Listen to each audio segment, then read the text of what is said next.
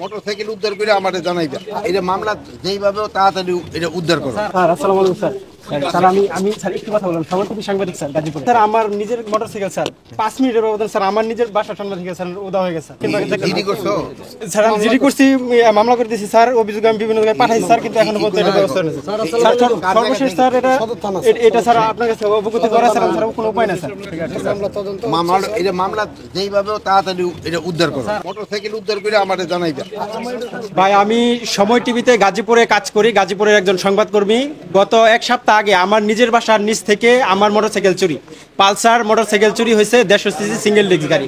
তো এরপর থেকে আমি বিভিন্নভাবে প্রশাসনের সাথে যোগাযোগ করেছি, প্রশাসনে অভিযোগ দিছি, থানায় জিডি করছি, মামলা পর্যন্ত করছি, কিন্তু এক সপ্তাহ হয়ে গেছে, এখনো পর্যন্ত প্রশাসনের পক্ষ থেকে আমি কোনো ধরনের সদুত্তর পাই নাই কিংবা কোনো ধরনের ব্যবস্থা দেখি নাই। তাদের যে একটা তৎপরতা থাকার কথা, সেই তৎপরতা আমি দেখি নাই।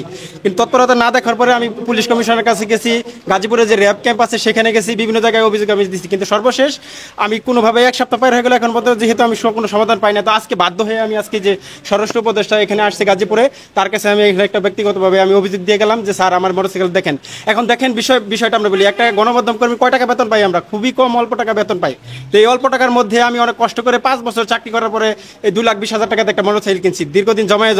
তো এই মোটরসাইকেলটা যদি এইভাবে চুরি হয়ে যায় আমার নিজের বাসার সামনে থেকে 5 মিনিটের মধ্যে যদি চুরি হয়ে যায়, তাহলে এখানে আমরা কারা নিরাপদ? এখানে কারা নিব? আমরা খুব গণমাধ্যম কর্মীদের মোটরসাইকেল চুরি হয়ে যাচ্ছে এবং টার্গেট করে মোটরসাইকেলটা চুরি করা হয়েছে। আমি যে এলাকায় থাকি, গাজীপুরের উত্তর সাহেবিথি এলাকায়, এই এলাকায় টার্গেট করে মোটরসাইকেল চুরি করা হয়েছে, কারণ আমি প্রতিদিন মোটরসাইকেল ওখানে রাখি, প্রতিদিন ওইখানে রাখি। তারা হয়তো নির্দিষ্ট কোনো ইয়ে ছিল।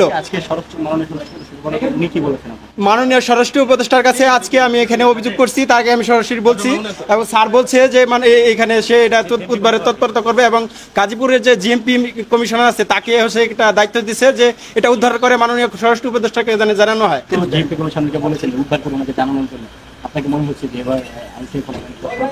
এইবার আমার কাছে মনে হয় যে যদি স্বরাষ্ট্র উপদেষ্টা যেহেতু গাজীপুরের কমিশনার মহোদয়কে বলছে, তো আমার কাছে মনে হয় যে এখন এটা একটা সমাধান হতে পারে কিংবা তারা তৎপরতা হতে পারে। তবে এখন পর্যন্ত আমি কোনো তৎপরতা না পাওয়াতে আমি সর্বশেষ হয়ে আমি এখানে স্বরাষ্ট্র উপদেষ্টাকে অভিযোগ করছি।